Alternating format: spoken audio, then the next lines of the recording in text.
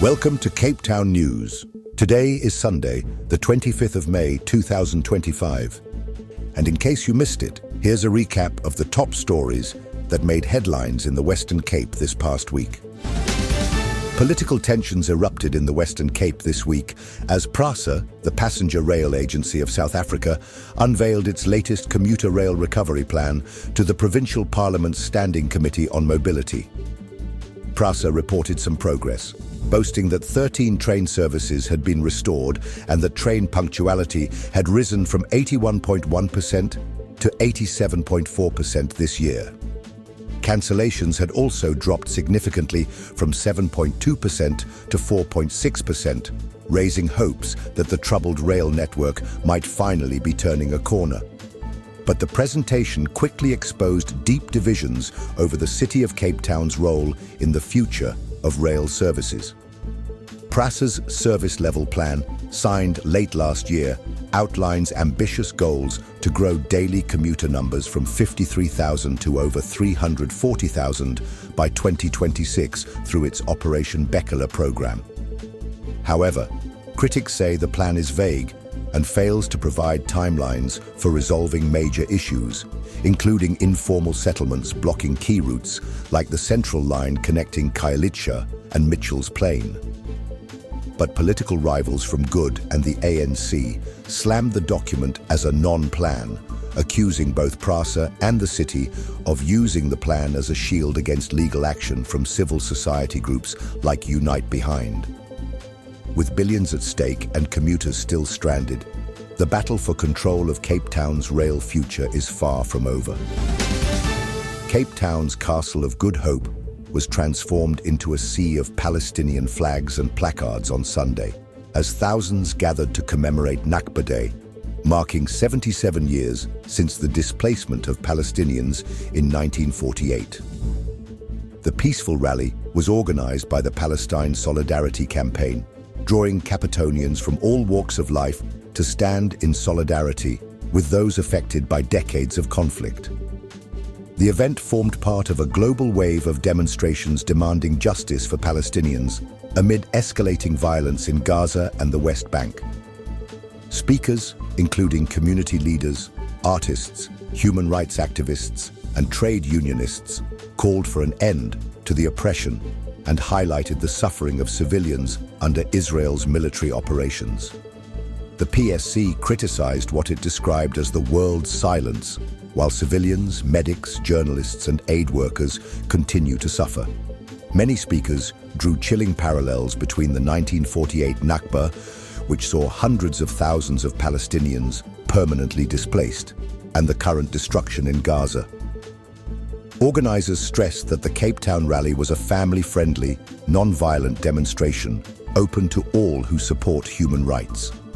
The organizers promised more actions in the weeks ahead, reinforcing Cape Town's role as a leading voice in the global solidarity movement.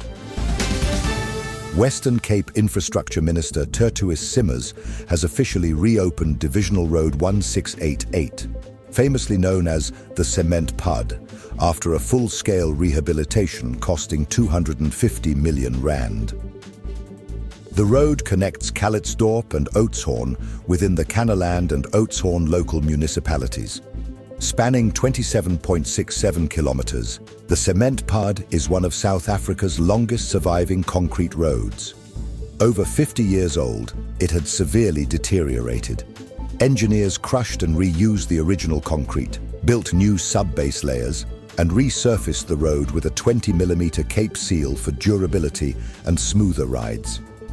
This project created 298 work opportunities, amounting to over 137,000 person days, said Minister Simmers.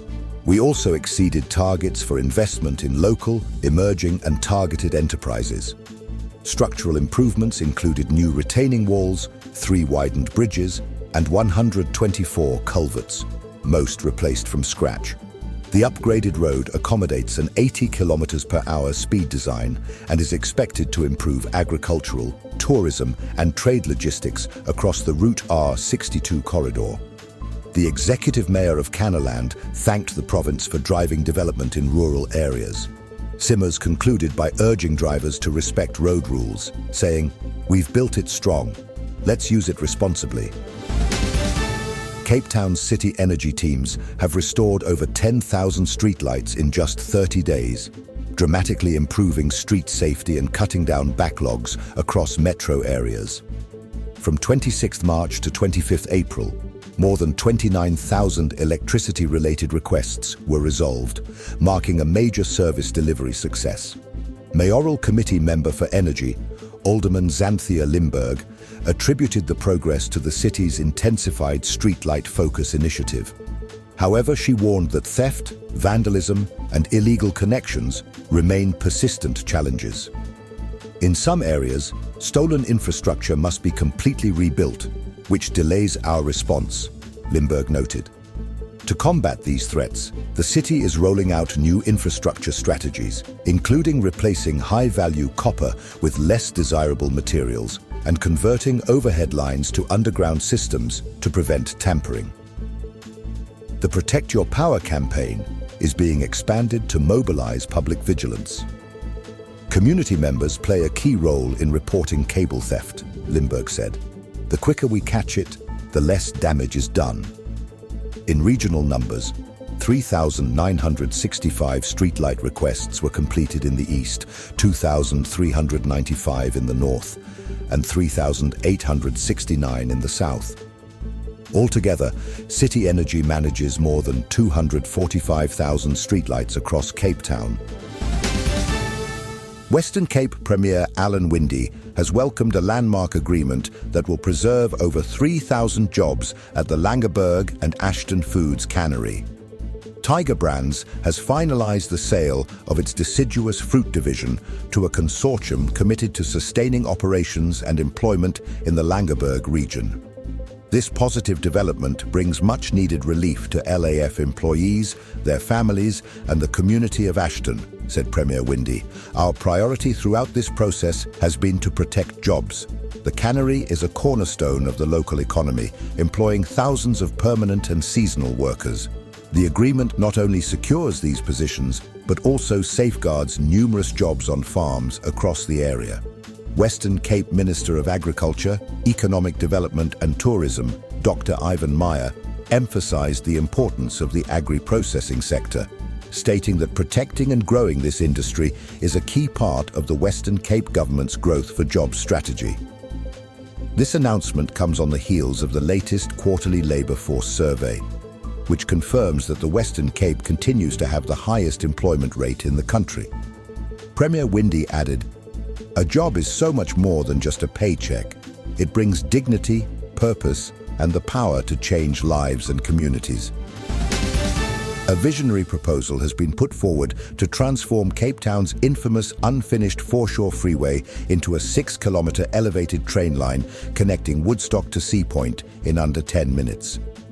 Development engineer Gareth Ramsey submitted the concept to the city's Urban Mobility Directorate, suggesting it be integrated into PRASA's existing rail network with a terminus at 3 Anchor Bay. Ramsey argues that the elevated rail line would significantly reduce car dependency, ease traffic congestion, and provide faster, more affordable access to areas like the city centre, Green Point, the waterfront, and the Cape Town Stadium. By improving mobility, it would help address historical inequalities while offering a cost-effective public transport solution, he said. While Ramsey's proposal has sparked interest, the city remains focused on its My City expansion plans. Councillor Rob Quintus, the city's mayoral committee member for urban mobility, noted that over 5 billion rand has already been committed to connecting Mitchell's Plain and Khayelitsha with Wynberg and Claremont over the next 3 years. The city has indicated that investment in the existing My City system remains more practical and cost-effective. Nonetheless, residents are invited to participate in the discussion and submit their views through the project's engagement portal. The Western Cape government has stepped up its fire safety efforts with the recent delivery of 1,316 smoke alarms to the Langeberg municipality, part of a growing province-wide campaign to reduce fire-related deaths. Since the initiative began in 2016, nearly 30,000 alarms have been distributed across high-risk areas, including informal settlements and township clusters. Western Cape Minister for Local Government, Anton Bredell, said the program is already saving lives. Research from Stellenbosch University shows the chances of surviving a shack fire are significantly higher when smoke alarms are installed, he explained. Given the flammable materials and close-packed nature of many informal homes, early detection is vital. The initiative is supported by local municipalities and sponsors, and it includes fire safety education for residents to help drive behavioral change. Minister Bredell also highlighted the unique fire risks in the Western Cape, from winter heating methods to summer wind-driven flames, and warned that in some shack fires, occupants may have less than 3 minutes to escape. So far, there have been no reported fatalities in areas where alarms were installed, a promising sign that the program is working. Bredell expressed his hope to see it rolled out to all municipalities in the Western Cape. 2 city law enforcement officers have been arrested after allegedly kidnapping 2 men in Khayelitsha and demanding ransom for their release. The officers, members of the city's metal theft unit, were taken into custody after an internal investigation alerted the South African Police Service. Mayoral Committee member for Safety and Security, J.P. Smith, condemned the actions and confirmed that the officers would also face internal disciplinary hearings.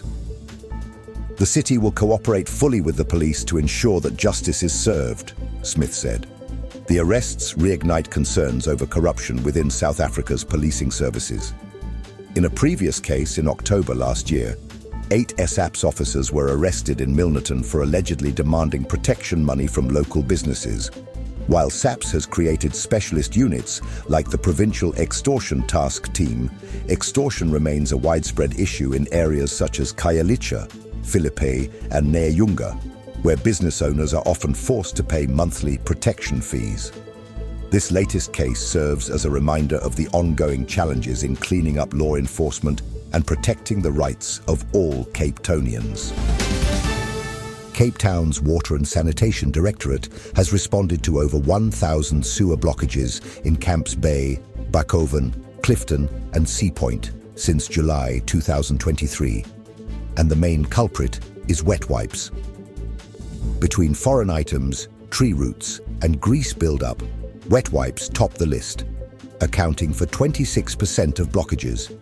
In just this financial year, 487 incidents have already been recorded, with some properties requiring multiple cleanups in the same week. Mayoral Committee member for Water and Sanitation, Councillor Zahid Badrudian, said the situation is entirely avoidable. We're appealing to everyone. Only flush human waste and toilet paper, he said. Wet wipes, nappies, earbuds, sanitary towels. These do not break down and cause serious damage to our infrastructure. Despite regular maintenance and response efforts, the city reports that 33% of all blockages could not be definitively traced, while a further 18% were caused by tree roots and 9% by rags. Badrudian warned that the cost of these repeated incidents drains resources and impacts the environment, especially in high-traffic tourist areas. Let's bin it, don't flush it, he urged. The Western Cape High Court has sentenced 4 men to 2 life terms each for the 2019 murders of law enforcement officers Jan Nieuwenhuis and Simthembile Nyangiwe. The officers were ambushed in broad daylight in Samora Machel while on duty in a marked vehicle. They were shot at 21 times and their service weapons were stolen. The convicted men, Ndumiso Luchetu, Ashwin Kennedy, Bongani Mvambeki, and Malibongwe Witbui, were also found guilty of robbery with aggravating circumstances, unlawful possession of firearms, and unlawful possession of ammunition. Provincial Police Commissioner Lieutenant General Thembisile Patekile praised the sentence, calling it a testament to the relentless pursuit of justice. These officers gave their lives to protect the people of this city. Today, justice has spoken on their behalf. The case has drawn renewed attention to attacks on municipal enforcement officials across the province and the urgent need for better protective policies. Cape Town residents will soon be able to weigh in on expanded rates relief measures and other key changes to the city's 2025-26 budget. Mayor Jordan Hill-Lewis announced that public comment will open from Wednesday, 28th May through Friday, 13th June, following next week's City Council tabling. These amendments form part of Cape Town's Invested in Hope budget and include revised proposals to soften the impact of monthly bills. Cape Town already boasts the lowest monthly service charges among South African metros, but the new measures aim to stretch that relief even further.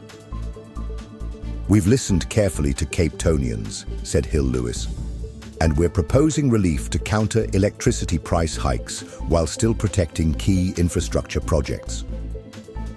Responding to a public petition that called for alternative billing models, Hill-Lewis confirmed that the mayoral committee has considered these inputs, but concluded that phasing out infrastructure spending is not feasible.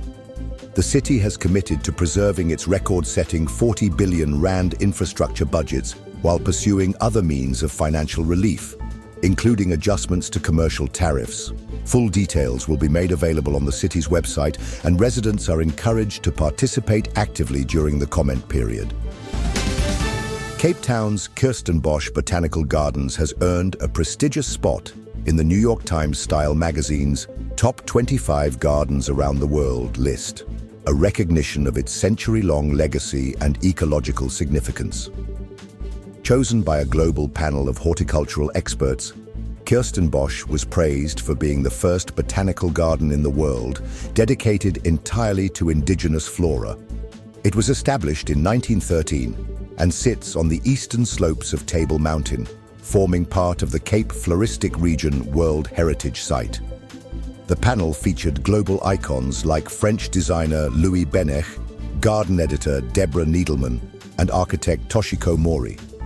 Their selection included only 2 gardens from Africa, with Kirstenbosch ranked alongside elite green spaces from Japan, Belgium, Italy, and the UK. The publication celebrated Kirstenbosch's rich biodiversity, its pioneering role in native gardening, and its breathtaking landscape. With over 36 hectares of cultivated land and more than 500 hectares of protected wilderness, the garden offers a sanctuary of plants, birds, amphibians, and small mammals. Locals can enjoy hiking trails, family picnics, and iconic summer concerts, making Kirstenbosch a cultural cornerstone as well as a natural wonder. Tomorrow, Cape Townians can expect a bright and breezy start to the new week. Cape Town will enjoy sunny skies with early morning temperatures at 13 degrees Celsius, climbing to a pleasant high of 21 by early afternoon. A gentle northwesterly wind of 18 to 22 kilometers per hour is expected to pick up slightly by midday. In Paarl, the day will begin at a chilly 9 degrees, warming up to 25 degrees by late morning under clear skies. Stellenbosch will also experience ideal autumn weather with a minimum of 10 and a maximum of 24 degrees. Out at sea, light southwesterly ocean swells of approximately 2.2 meters are forecast, offering fairly calm surf conditions with a 13-second interval. Sea surface temperatures around Cape Point remain cool, hovering near 15.1 degrees Celsius. High tide is expected just after sunrise at 7:55 a.m., with a second low tide arriving at 2:25 p.m. Sunrise is set for 7:39 a.m., with sunset wrapping the day at 5:48 p.m. A picture-perfect Cape Autumn day awaits. With that, we wrap up this week's recap, and now you know what is happening in your city. If you found this update helpful, subscribe and hit the notification bell so you never miss a story. We appreciate your support. Let us know your thoughts in the comments below. Until next time, stay safe, informed, and connected.